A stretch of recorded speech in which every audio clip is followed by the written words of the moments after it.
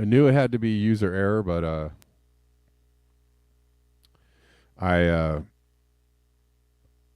so I took apart everything yesterday because I did a music video, and switched something off at the end of my show yesterday, and so something that I would really never check. So okay, all right, we're back.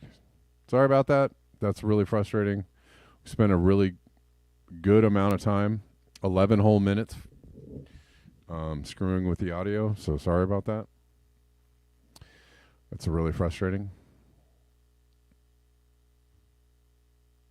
Okay, so let's get into it.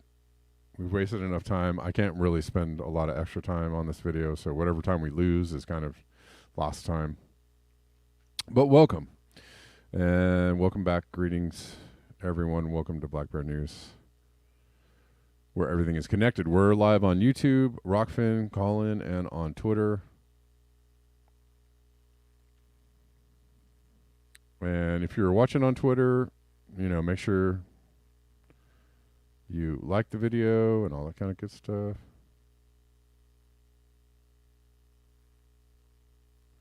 And I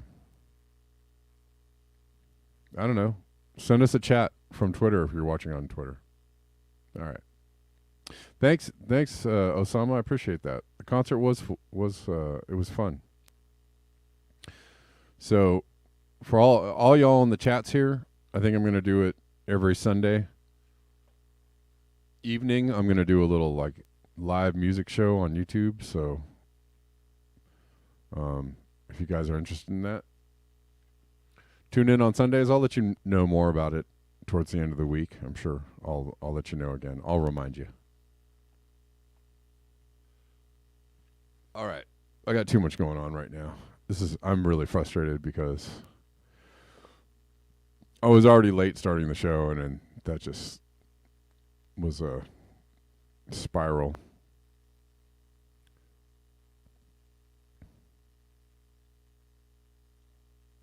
We got some heavy rains over the weekend, like heavier than I was in my house all weekend. So, heavier rains than I was even aware of.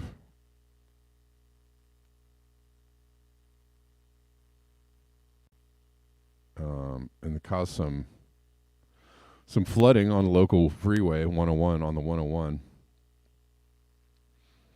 Leaving drivers stranded.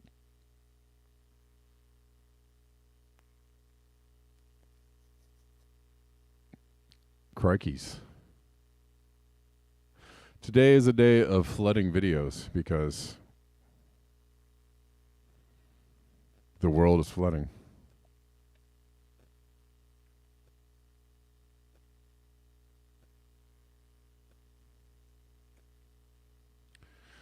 The world is going to turn into one giant flood.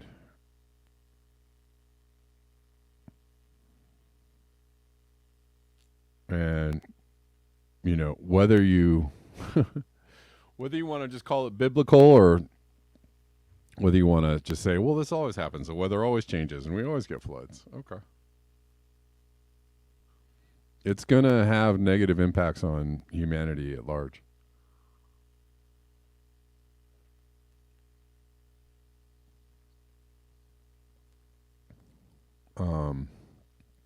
This is from Matthew Todd. Historic floods, Al-Baha, Saudi Arabia. That's pretty massive flooding going on there. Major flooding.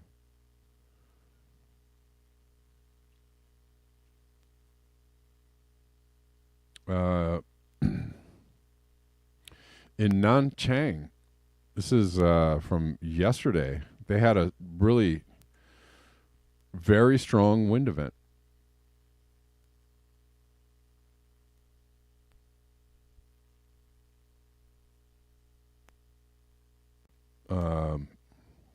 Terrible winds on March 31st.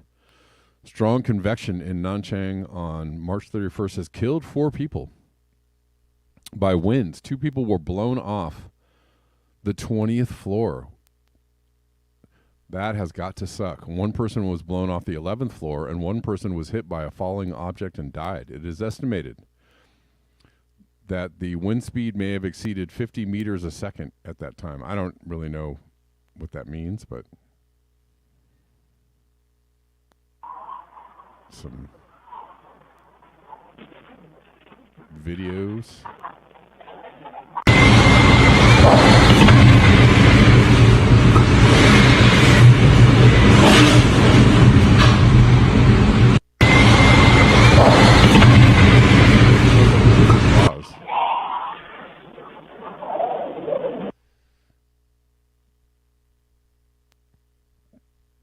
And we have this here.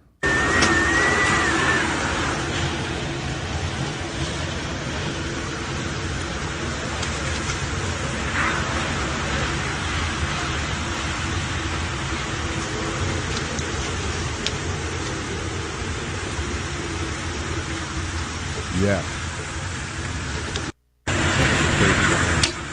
Here's a good post from Dr. Professor.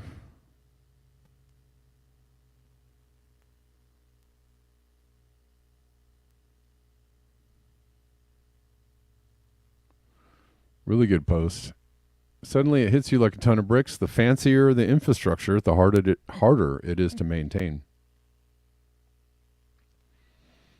The countries that first initiated the great technological and industrial development, such as the United States, are already experiencing the tough battle of maintaining their obsolete artificial objects, since these, unlike life, cannot regenerate themselves. It was a really great way to think about infrastructure, to think about all the stuff that we've built, to think about the anthropogenic mass that we've added to the planet. Right?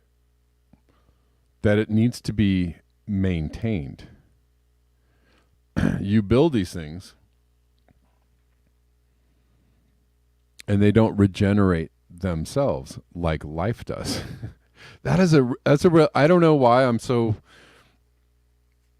I mean, I know it's simple, but I'm kind of floored by this concept. It did hit me like a ton of bricks. It's a great way to think about it.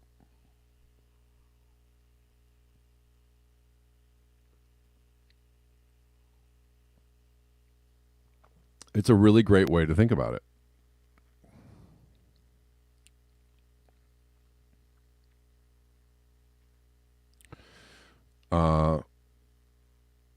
Right? All the things that we build do not regenerate themselves. Not only do they not regenerate themselves, they decay. They decay and they need replacing or repairing or upgrading constantly. Constantly. So the more you build, the more you add, the more you got to replace and repair and maintain.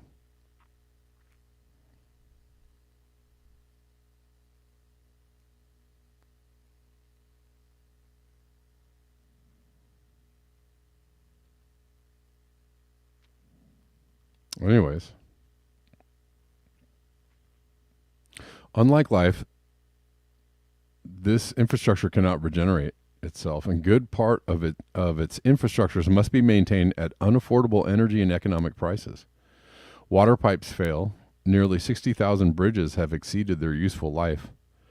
Counties no longer repair their roads.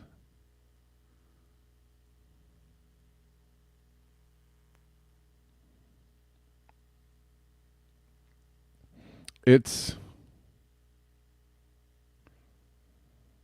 evident in the fact that there's constant repair or upgrading or widening of the roads or building of the buildings, or right.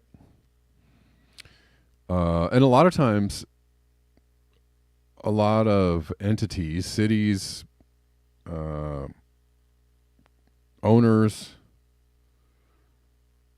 operators, they choose not to repair, but to just replace. Let's just build another one. That's what a lot of, it's like, I'm not going to fix my used car. I'm going to just buy a new one. Just replace. When I was a kid, my grandparents used to buy a new car every, maybe not every year, but every couple of years. Just because they didn't want to drive an old car that would break down, that had a possibility of breaking down. They just like to, keep up with the Joneses, I guess. But they would just trade in their old car, I mean, it's not a bad. It's bad, obviously, for the planet, but if you buy a car, and it's just a couple of years old, you can trade it in, still get some money for it, put it down towards your next car, your new car, right? Plenty of people do that. I'm not suggesting that you do that. Please do not do that. That would not be great.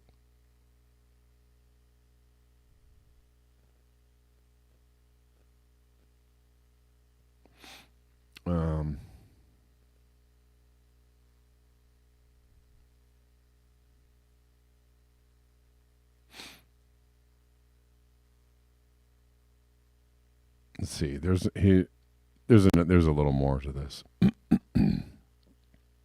Somebody says, yes, this is an example of privatization and disinvestment in the public sector, predictably leading to a decline in public goods. No, indeed. It's just that when infrastructure is fancy, it breaks. And Dr. says, it's about bigger problems than privatization and disinvestment in the public sector, baconing. It's about the high energy cost of maintaining energy-intensive structures. Thermodynamic problems trump political every time. A lot of wakening and baconing going on over there. That's a pretty good reply. All right. That's cute.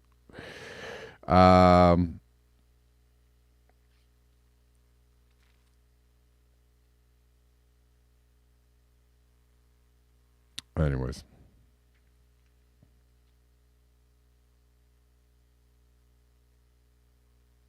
Let's go on to this article here from The Guardian,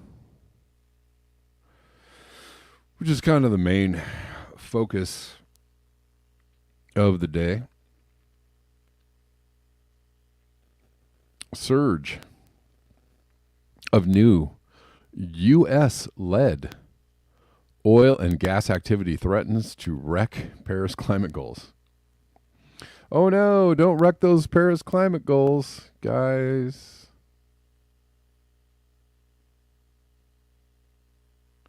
Hope they don't get wrecked. World's fossil fuel producers on track to nearly quadruple output from newly approved projects by decade's end, reports find.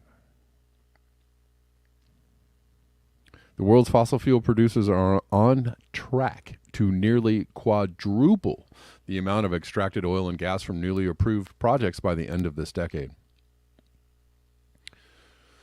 By the end of this decade, with the U.S. leading the way in a surge of activity that threatens to blow apart agreed climate goals, a new report has found.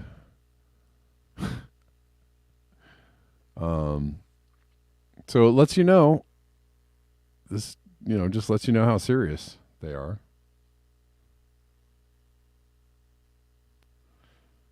About these goals. It can be no new oil and gas infrastructure if the planet is to avoid careening. Careening past 1.5. Okay. They're still talking like this isn't in our rearview mirror. That is just hilarious. And I find these articles that do stuff like this just really, really funny. Avoid careening past 1.5 C of heating above pre-industrial times, the International Energy Agency has previously stated. Breaching this warming threshold, or having already breached it, agreed to by governments in the Paris Climate Agreement, will see ever worsening effects such as heat waves, floods, drought, and more, scientists have warned. Is it any wonder that people are confused about climate change? when mainstream articles give people wrong information, or even give them plenty of skepticism, right in the article telling you about how bad climate change is.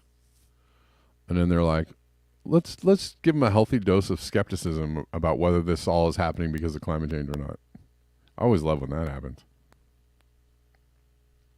Always love when that happens.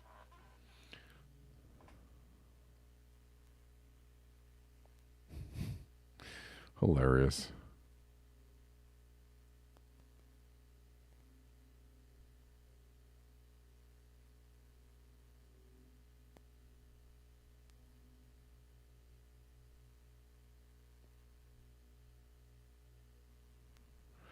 Anywhere.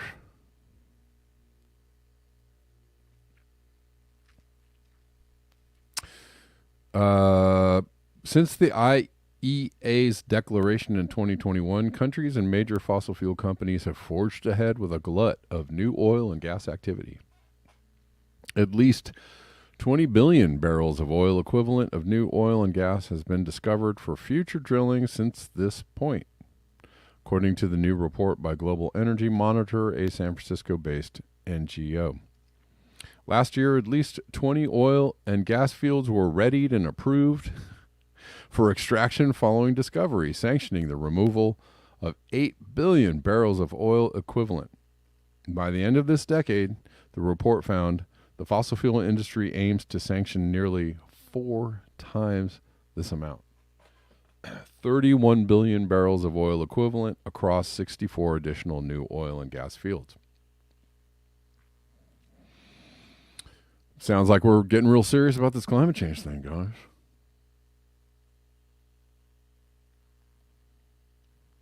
The U.S., which has produced more crude oil than any country has ever done in history for the past 6 years in a row. USA, led the way in new oil and gas projects in 2022 and 23. The report found Guyana was second, with countries in the Americas accounting for 40% of all new oil sanctioned in the past 2 years. Right, we heard from the president of Guyana yesterday, who said, "Chata," to the BBC reporter asking him about whether this is a good idea to develop his new oil reserves, and he said, "Chata." The failure to even slightly slow down the hunt for new oil and gas risks a fatal blow to already slender hopes of the world remaining below. Anyways, well, let's just say below 2, and that's not even really a hope, by the way. Ain't a hope or prayer in the world is going to keep us from hitting 2. I'm sorry to tell you that. Now we can hope that we, manage not to do too much more damage. I don't know, but we are not avoiding the 2 threshold. We've already passed 1.5C, which is why this article is completely and utterly ridiculous. Trying to tell people that we're not past 1.5 already when we're clearly, the last 6 months we've been at 1.7. So I don't know how it is that we're actually not to 1.5 yet in these people's brains. But, scrambled egg brain people writing articles for scrambled egg brain readers, I guess they'll be like, well, oh yeah, I hope we don't hit the 1.5. I don't even know what's happening. Comes as major oil and gas companies miss or water down their own targets to cut planet heating emissions. At a recent industry conference in Texas, the boss of Saudi Aramco, the world's largest oil company, said people should abandon the fantasy of phasing out oil and gas. Well, if you want the civilizations, if you want all the stuff, if you want to go to Disneyland, and you want, a new car every couple of years, well then, no, there's no, that is a fantasy. There's no phasing it out. despite the constant and clear, even if your car is electric, even if you want a new electric car every couple of years. Yeah. Oh, yeah.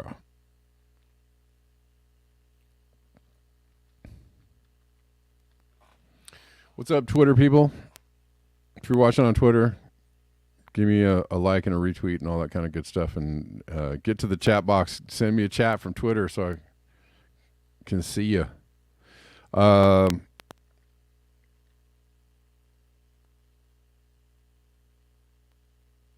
Anyways, we'll go on reading this fantasy art. This article is fantasy. Despite the constant and clear warnings that no new oil and gas fields are compatible with 1.5C, the industry continues to discover and sanction new projects, said Scott Zimmerman, project manager of the Global Oil and Gas Extraction Tracker at Global Energy Monitor. It's disappointing. It shows a lack of supply-side commitment to climate goals. Already operating oil and gas infrastructure will be enough to push the world beyond 1.5C. An extra activity planned will only further raise the global temperature. Total of 45 projects. I mean, this is part of the manipulation and misinformation of the masses, right?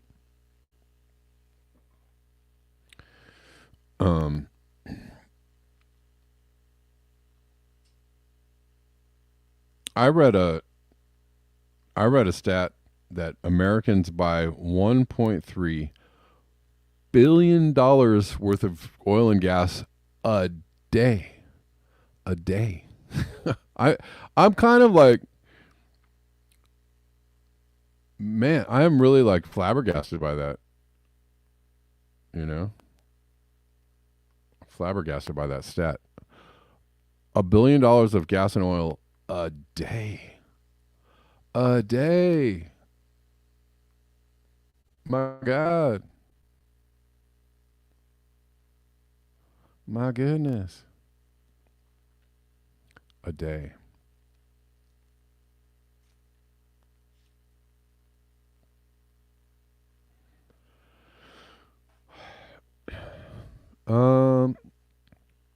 A total of 45 projects have been fully sanctioned with 16 billion barrels of oil equivalent since the 2021 IEA report, according to the new report, which is almost certainly an undercount of coming emissions as it doesn't include unconventional extraction such as fracking. While the U.S. has maintained its heavyweight status in oil and gas with the new discoveries.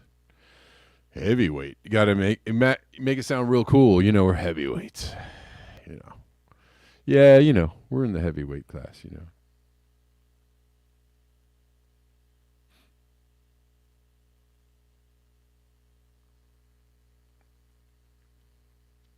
Fresh areas of the globe are now being focused on by fossil fuel producers for new production, with South America and Africa becoming hotspots for upcoming projects.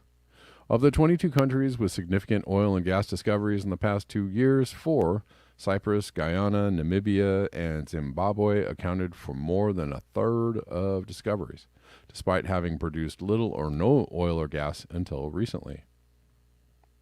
The Shahini gas field in Iran, reportedly containing 623 billion cubic meters of gas, is the largest single discovery of the past 2 years, followed by Total Energy's Venus project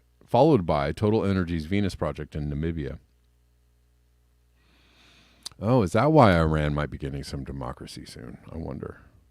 The Kodiak project in Alaska, overseen by Pantheon Resources, is the third largest new potential oil and gas field. Oil and gas producers have given all kinds of reasons for continuing to discover and develop new fields, but none of these hold water, said Zimmerman. The science is clear. No new oil and gas fields, or the planet gets pushed past what it can handle. Okay. Again, kind of playing the game of like, well, if we, you know, it's looking a little bad, but if we just do the right thing, it won't be bad.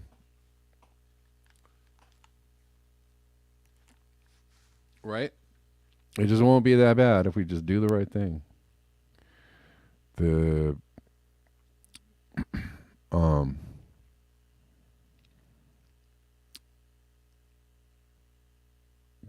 the information scramble is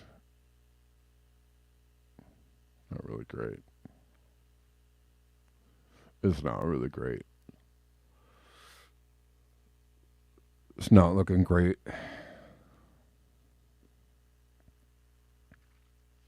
It's not looking great, guys.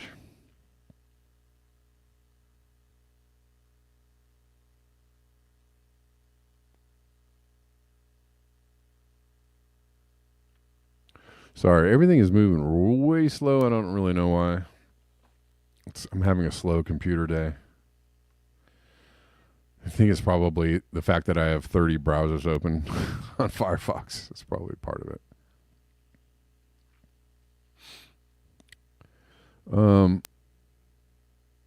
Yeah. Hold on, I'm waiting for this. I'm waiting for something to open so I can see something. Well, let's listen to this little piece of wisdom from Carl Sagan, who knew a few things about a few things. Nope, that's not it. Oh, I'm doing the wrong thing. Excuse me. Get it right. Get it right.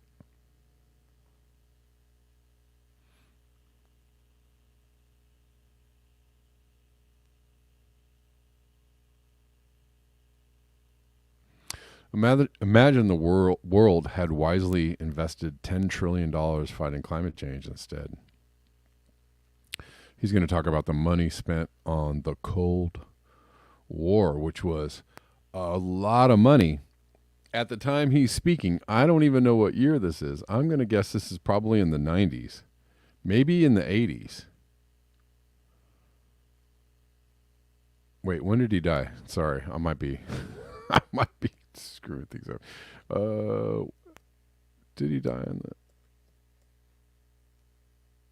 the? Let's see.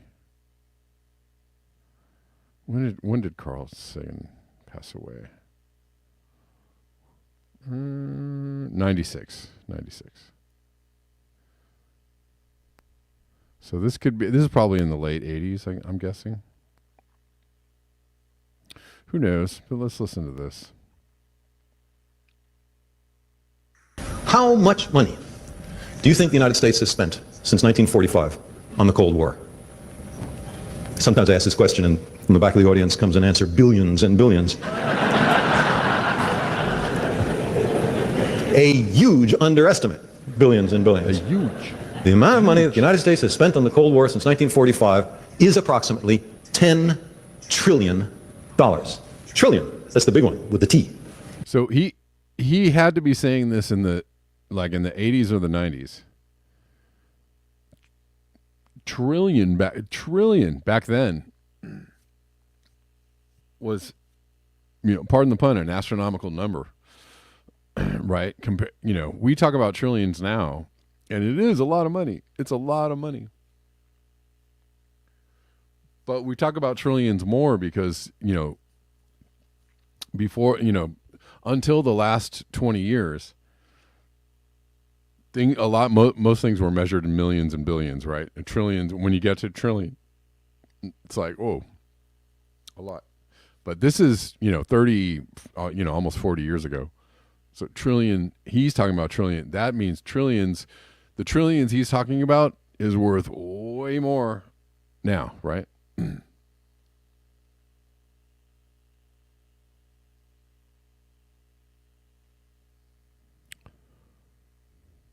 we go. What could you buy for $10 trillion? The answer is you could buy everything in the United States except the land. Everything. Every building, truck, bus, car, boat, plane, pencil, baby's diaper. Everything in the United States except the land. That's what we've spent on the Cold War. So now let me ask, how certain was it that the Russians... I'm betting at the time you could probably buy the land too, back then, for maybe $1 trillion or a few trillion. again, I'm sticking with the theory that nothing costs that much money. There's absolutely nothing that costs that much money. And, money's a construct anyways, right? But when they say, well, we're going to send $30 billion over here to do this project, I'm guaranteeing you, I'm guaranteeing you cash money that nothing even approaches costing that much money. It's way overvalued or, overfunded so that people can skim, a good portion of that $30 billion, and the actual cost of the thing is like it's like the military. It's like the $900 toilets, right? Or whatever it was, $3,000 toilets, right? Back in the day. That was a story a long time ago, like 30 years ago, 40 years ago. The military is charging $3,000 for a toilet, when a toilet costs $100, right? That's the level of graft. The level of graft, right? $3,000 for something that costs $100. Back in the day, probably cost $50 or maybe $100. Who knows? Maybe it was $200. The level of graft is astronomical, right? Because that's a 30 times a markup. So whenever something so whatever it is they're giving to the military industrial complex, the military budget every single year, it's for things that probably cost. It costs like a tenth of the entire budget to run what they need to run. Maybe I'll just be, maybe we'll just, be really forgiving and say it costs 50% of that. Half. It costs half of the military budget to run everything in the military, and the other half, who knows? Pocket lining.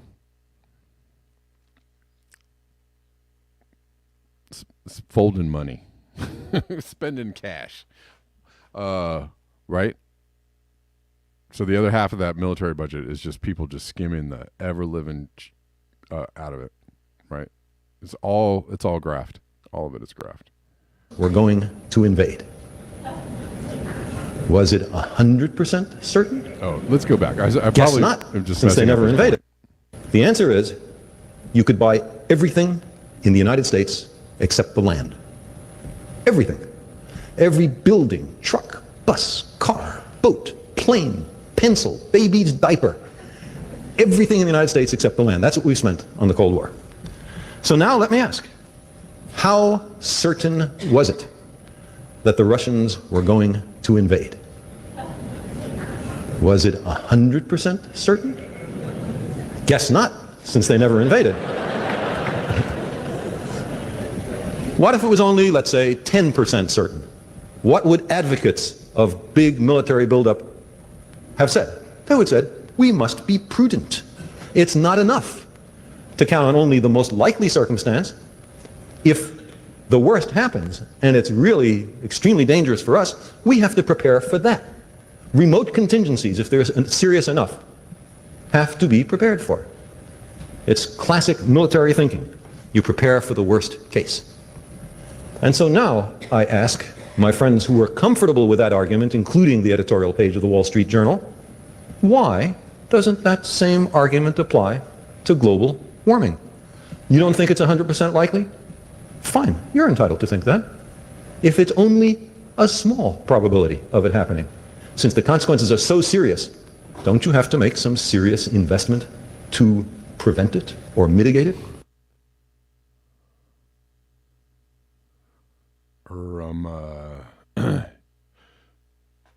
Exactly.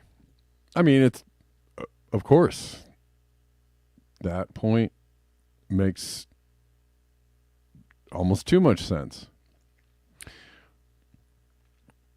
The eventual destruction of the entire planet or biosphere is not a big enough reason to throw every single resource you had at that particular problem. However,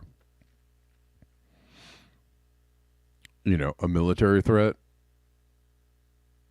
a military buildup, a military base, some military hardware, some fossil fuel exploration, a new a new oil well or gas well exploration, completely worthy of having every resource possible thrown at it.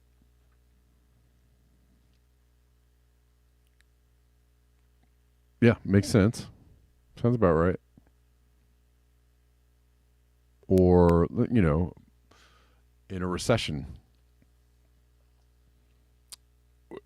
every single, let's throw every single resource we have at keeping the banks afloat or the economy afloat.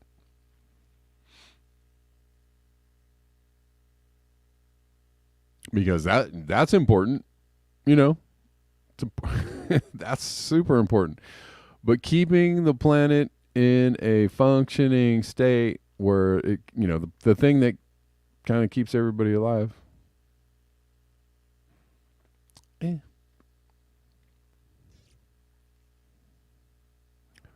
Better hope it's not real, fool.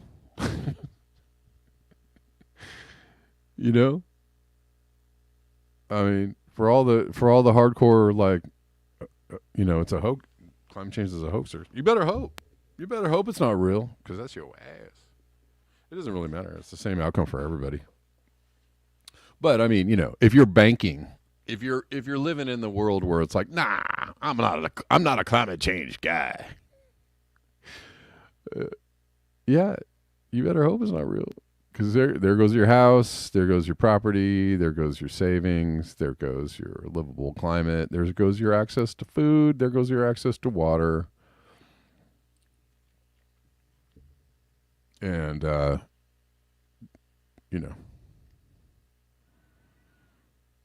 when everything is falling apart, that'll be a good time to go like, well, okay. I guess maybe I've come around on the climate change thing. I don't know. Whatever.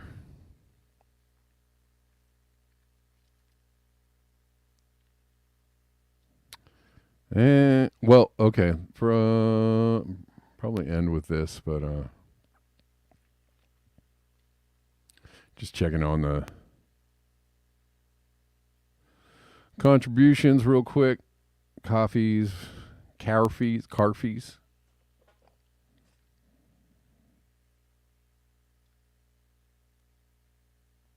If you do enjoy the show, come at you every day for free 99, and you would like to support the show, and the show would sure like your support, there are a bunch of ways to do it. There's links and stuff in the description box of pretty much any platform you're watching on. And if you want to tip on whatever channels you're watching on, or you can do it in various methods. Super Chat, Super Raise, PayPals, Cash Apps, Venmos. You want to leave a tip, send me a message, and I will surely make sure that your message is read aloud. Okay?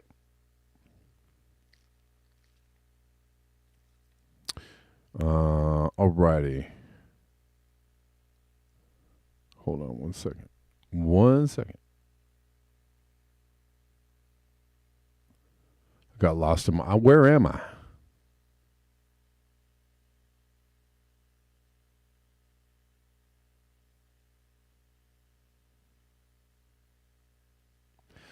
Let's look at this from Steve Austin.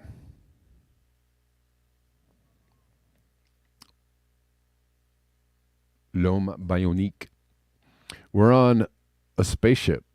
The livability dial shows emergency, and everyone who has the ability to do anything about it isn't. A few know about the danger, but no one listens to them, and the rest of the people on the ship assume that someone is taking care of their safety.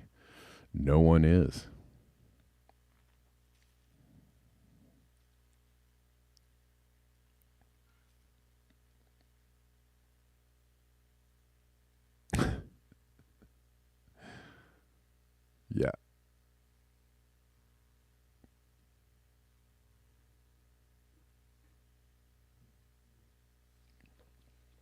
You ever feel like you're on said spaceship? Right. If you were on a spaceship and the systems are blinking red, the engines have lost power, Captain. You know, you might throw every resource you had at it. Oh, crapo stank poop. Sorry.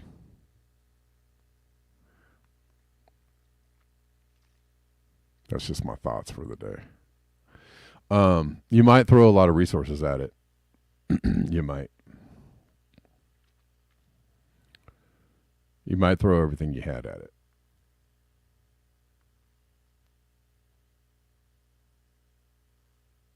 Or not.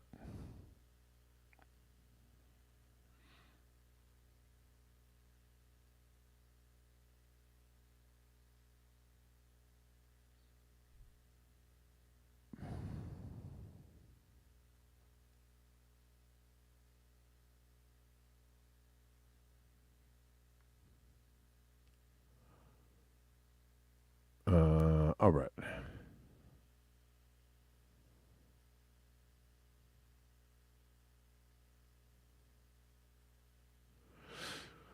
All right, guys. Well,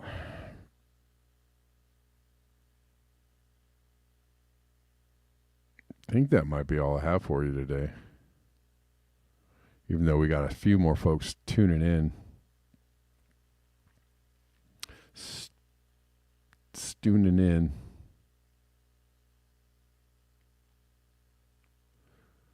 All right, y'all. I'm going to be back tomorrow at the regular time, the regular time of 11 a.m. Pacific.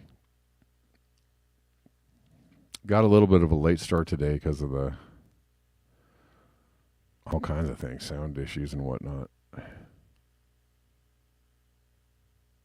Oh, thanks to all the Patreon people. I appreciate you. Just wanted to say. Give you all a shout out. You know who you are. Thanks for contributing. Sure.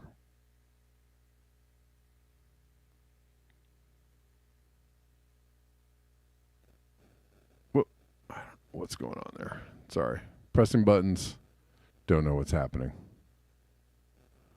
All right, guys. Yeah, I'll see you tomorrow at 11 a.m. And I hope you all enjoy the rest of your day. And until next time, peace.